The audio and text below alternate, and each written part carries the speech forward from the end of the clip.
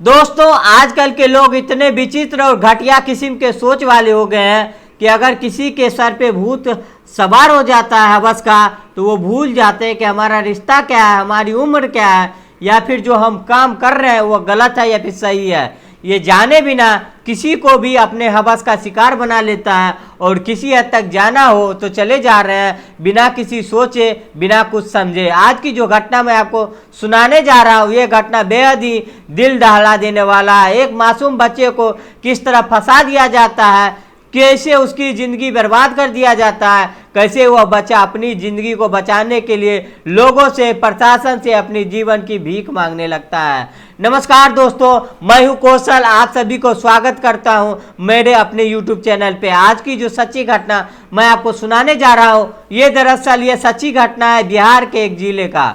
बिहार के एक जिले का एक गांव है जहां पे 14 साल का लड़का है जिसका नाम प्रियांशु है। प्रियांशु अपने मम्मी पापा के साथ घर पे रहता है, यानी कि इस परिवार में 3 लोग के अलावा कोई नहीं था।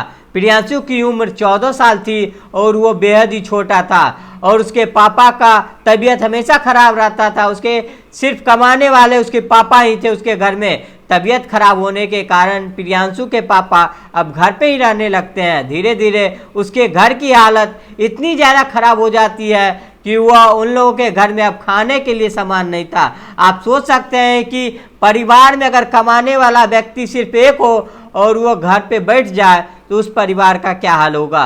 प्रियांशु ये सब देख के बहुत दुखी था और वो सोच रहा था कि कैसे हम अपनी फैमिली की ज़िंदगी हमेशा के लिए दूर कर दूं। तभी वो अपनी फैमिली को आगे बढ़ाने के लिए एक फैसला लेता है कि मैं अपने घर से कमाने के लिए बाहर जाऊंगा, और कोई ऑप्शन था भी नहीं उसके पास। प्रियांशु अपने घर से सारा कपड़ा पैक करके चेन्नई चला जाता है पैसे कमाने के लिए। वहां जाने के बाद उसे एक कंपनी में काम मिल जाता है। दरअसल उसकी उम्र 14 साल थी, लेकिन उसको काम कैसे मिला इसके बारे में मुझे ज़्यादा जानकारी नहीं है। जहाँ तक मुझे पता है कंपनी में 18 साल से कम उम्र की लोगों को काम नहीं दिया जाता है, लेकिन फिर भी प्रियांशु की उम्र 14 साल है, फिर भी काम करने लगता है। वहाँ पे काम मिल जाता है कंपनी में। जैसे ही कुछ दिन बीतता है, कंपनी के अंदर एक 35 साल की महिला भी काम करती थी जिसका नाम सरिता था। सरिता प्रियांशु से पूछता है तुम कहाँ के रहने वाले हो, तो प्रियांशु बोलता है कि मैं बिहार के रहने वाला हूँ। तो सरिता इस बात से खुश हो जाती है क्योंकि वो भी बिहार की रहने वाली थी।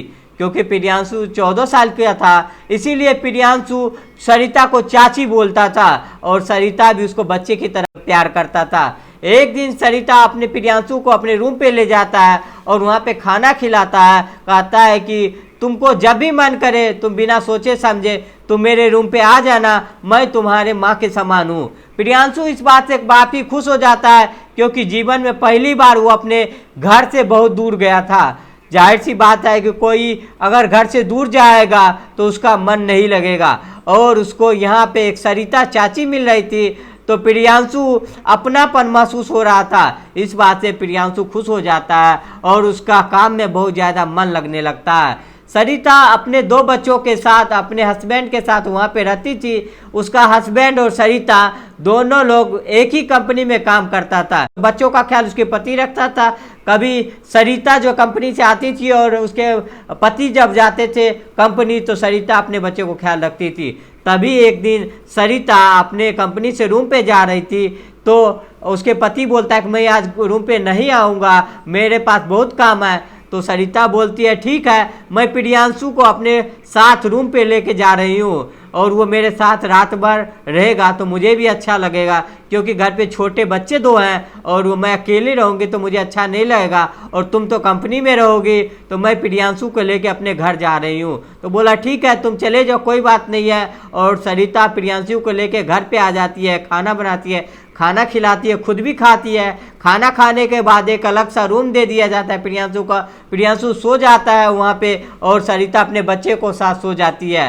रात को 1 बजता है तो सरिता उठ के प्रियांशु के रूम में जाती है और प्रियांशु के पैरों पे हाथ मसलने लगता है। तभी प्रियांशु का आँख खुलता है, बोलता है चाची आप ये क्या कर रहे हैं। तो सरिता चाची बोलती है चुपचाप सो जाओ बच्चे, तुम्हें भी मज़ा आएगा। तो प्रियांशु कुछ नहीं बोलता है, वो चुपचाप सो जाता है और सरिता उसके साथ गंदे हरकतें करने लगता है, गंदे काम करने लगता है। यानी कि फिजिकल रिलेशनशिप बनाने लगती है। सरिता का काफ़ी मज़ा आ रहा था, प्रियांशु को भी अच्छा लग रहा था। जैसे ही सुबह होता है प्रियांशु अपने रूम पे चला जाता है और कई महीनों तक ऐसे ही लगातार चलता रहता था। दोनों एक दूसरे के साथ जब भी मौका मिलता था संबंध बनाता था। ऐसे करते करते कई महीनों बीत जाता है। एक दिन ऐसा होता है कि दोपहर का टाइम था और सरिता प्रियांशु के साथ संबंध बना रही थी अपने रूम में।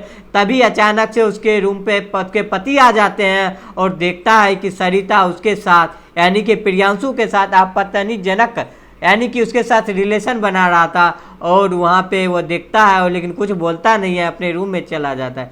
जैसे ही हवस खत्म होने के बाद सरिता रूम जाती है तो देखता है कि उसका पति पहले से वहाँ बैठा हुआ था। सरिता को शॉक्ड हो जाता है कि ये कैसे आ गया।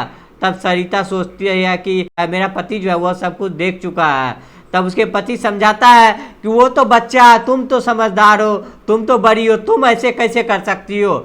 सरिता का हस्बैंड शांति से काम लेता है और दोनों को बैठा के समझाता है और बोलता है कि तुम अगर आज के बाद से ऐसी गलती कभी नहीं करना। और प्रियांशु को समझाता है कि तुम्हारी भी जिंदगी बर्बाद हो जाएगी अगर ऐसा काम करोगे। तुम आज के बाद ऐसे गंदे और घिनौना काम कभी मत करना। और यही बात सरिता को भी समझाता है और यहाँ पे मामला शांत हो जाता है। प्रियांशु अपने रूम पे वापस चला जाता है, लेकिन 3-4 दिन तक प्रियांशु अब इसके रूम पे सरिता के रूम पे नहीं आता है।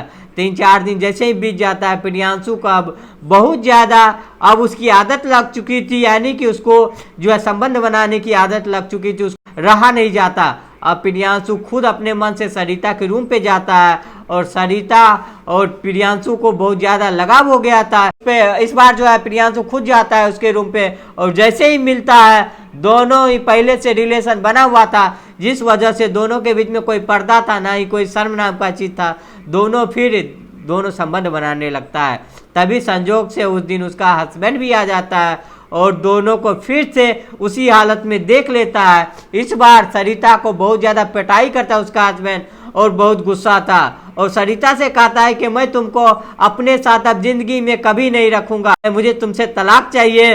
और सरिता बोलता है कि तुम दोनों बच्चों को लेके अपने साथ चले जाओ, मैं प्रियांशु के साथ यहाँ पे ज़िंदगी बिता लूँगी। तो आप सोच सकते हैं कि सरिता किस घटिया किस्म की औरत थी।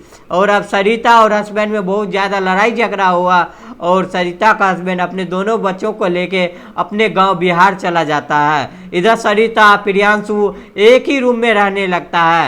प्रियांशु पहले दूसरे रूम में रहता था, लेकिन अब दोनों का रूम एक हो चुका था। प्रियांशु भी खुश था सरिता के साथ और सरिता भी खुश थी प्रियांशु के साथ। और सरिता प्रियांशु दोनों एक साथ कंपनी जाता और एक साथ वापस आता और फिर दोनों एक साथ रहता और दोनों एक दूसरे के साथ संबंध बनाता। ऐसे करते करते 5-6 महीने बीत जाता है। तब सरिता प्रियांशु से बोलता है कि अब तुम मुझसे शादी करो, लेकिन प्रियांशु जो है इस बात से मना कर देता, बोलता है कि मैं शादी नहीं कर सकता, मेरे माँ बाप कभी नहीं मानेंगे, क्योंकि उसकी उम्र 14 साल था और उसकी उम्र 35 से भी ज़्यादा हो चुकी थी, यानी कि 35 साल की उम्र हो चुकी थी सरिता की। इस वजह से वो मना कर रहा था कि मैं तुमसे शादी नहीं कर सकता, लेकिन उसको बहुत ज़्यादा प्रताड़ित किया जाता है, बहुत ज़्यादा फोर्स किया जाता है और कहा जाता है कि अगर तुम मुझसे शादी नहीं करोगे तो मैं तुम्हारे साथ क्या करूँगी, तुम सोच भी नहीं सकते। दरअसल सरिता जो है प्रियांशु पे दबाव बनाता है और प्रियांशु डरने लगता है और वो 14 साल का मतरूम था, लेकिन उसको शादी करना नहीं था, लेकिन उसको शादी करने के लिए दबाव बनाया जाता है। तभी प्रियांशु एक ऐसा कदम उठाता है जिससे उसकी ज़िंदगी हमेशा हमेशा के लिए बर्बाद हो जाती है। दरअसल प्रियांशु ये सोचता है कि अगर मैं सरिता को मार देता हूँ, उसका मर्डर कर देता हूँ, तो शायद सब कुछ ठीक हो जाएगा और मैं बच जाऊँगा और मुझे परेशान करने वाला कोई नहीं होगा। तब प्रियांशु मार्केट जाता है, वहाँ से चाकू लाता है और चाकू जिस बेड पे सोता था उसी बेड के नीचे वो चाकू जो छुपा के रख देता है। जैसे रात होता है, दोनों घर पे कंपनी से घर पे आता है, खाना खा के एक बेड पे सोता है। तभी प्रियांशु जो है बेड से चाकू निकाल के पेट पे, छाती पे, कई जगह वार कर देता है। देखते देखते सरिता को मौत हो जाती है और प्रियांशु जो था उसी हालत में छोड़ के अपने रूम पे चला आता है। जब सुबह होता है तो सरिता के रूम का दरवाज़ा खुला हुआ था और जब आसपास के लोग सरिता से मिलने आए तो देखे कि सरिता का लाश वैसे ही बेड पे पड़ी हुई थी। जब ये बात पुलिस को पता चली तो पुलिस जो है डेड बॉडी की जांच पड़ताल करती है और सरिता के हस्बैंड को फ़ोन किया जाता है। तो उसका हस्बैंड बोलता है कि मुझे उससे कोई मतलब नहीं है, उसके साथ जो भी हुआ अच्छा हुआ। लेकिन फिर भी पुलिस जो है सरिता के हस्बैंड को बुलाता है और वह पूछताछ करने के लिए बुलाया जाता है, क्योंकि हस्बैंड था। और जब सारी बात हस्बैंड बताता है पुलिस को, बोलता है कि सरिता मुझे धोखा दिया, एक छोटे से बच्चे के साथ घिनौना काम करती थी, जिसके वजह से मेरे बीच में झगड़ा हुआ और मैं उसको छोड़ दिया हूँ, और मुझे नहीं पता कि सरिता का मौत कैसे हुआ। जब पुलिस को ये पता चलता है कि उसका संबंध किसी से छोटे से बच्चे के साथ था, तो उसका नाम पता चला प्रियांशु है और उसी कंपनी में काम करता था। जब प्रियांशु को पकड़ा गया, उसको ढूंढ के पूछताछ की गई, तो प्रियांशु जो है पुलिस के सामने सच सच बता देता है, वो झूठ नहीं बोलता है। वो बोलता है कि मुझे बहुत ज़्यादा मजबूर किया जा रहा था शादी करने के लिए, और मैं शादी करने के लिए तैयार नहीं था, जिस वजह से मैं कुछ समझ नहीं पाया और उसकी हत्या कर दिया। ये सब कुछ सुनने के बाद पुलिस थोड़ा अचंभित में पड़ जाते हैं, लेकिन फिर भी उसके डेड बॉडी के, सरिता के डेड बॉडी को पोस्टमार्टम के लिए भेज देता है और प्रियांशु को गिरफ्तार करके उसके बाल सुधार गृह में भेज दिया जाता है। दोस्तों, प्रियांशु पैसे कमाने के लिए बाहर गया था, लेकिन उसके साथ इतना गंदा और घिनौना काम हुआ कि उसको जेल जाना पड़ा, और वो अब कितने दिनों तक जेल में रहेगा इसका कोई भी अंदाजा नहीं है। प्रियांशु के घर पे उसके माता पिता का रो के बुरा हाल है। अब उसके माता पिता का ख्याल कौन रखेगा पता नहीं। लेकिन हमारे आपसे विनती है कि अगर आप कभी बाहर जाते हैं तो बस अपने आप से मतलब रखिए, किसी से ज़्यादा लगाव मत रखिए। अगर लगाव उतना ही रखिए जितना चलता है, नहीं तो जो हाल प्रियांशु के साथ हुआ भविष्य में आपके साथ भी हो सकता है। तो दोस्तों, इस कहानी को सुनाने का मकसद किसी को दिल दुखाना नहीं, आपको परेशान करना नहीं, बल्कि आपको जागरूक करना, ताकि लाइफ में कभी भी, जिंदगी में कभी भी इस तरह की गलती ना हो। वीडियो अगर पसंद आया हो तो वीडियो को लाइक, चैनल को सब्सक्राइब कर दीजिएगा।